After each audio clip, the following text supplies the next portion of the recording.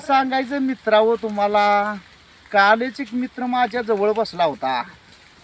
त्याला आला फोन.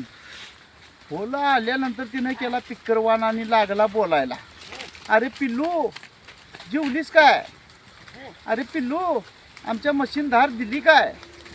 अरे पिल्लू, आमचं सोयाबीन काल इकलं काय?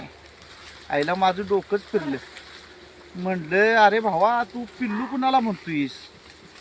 तर म्हटला काय सांगायचं भाऊ, माझं 8 दिवस झालं लग्न झालं या, आणि मी प्रेमानं म्हटला बायकोला पिल्लू म्हणतो या.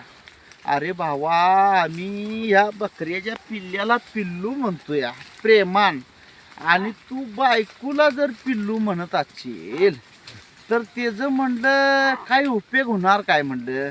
म्हणून या कलियुगात निसर्गान सुद्धा बघा, उन्हाळ्याचा पावसाळा आणि पावसाळ्याचा उन्हाळा, माझी निम्मा उन्हाळा आला तरी आता वंदट आली या, आणि हा पावसाळा असा हे आलाय.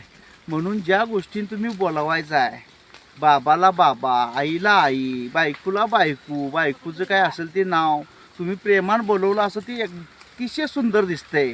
पण तुम्ही जर पिल्लू म्हणत असशीला तर तुम्ही म्हटलं कुत्र्याच्या पिल्ल्याला पण पिल्लू म्हणतात, तसली पद्धत झाली की बायकोला तुम्ही पिल्लू म्हणताय. म्हणल्यानंतर तुम्ही कोणत्या गोष्टीला पिल्लू म्हणायला लागते त्याच गोष्टीला पिल्लू म्हणायला लागणार.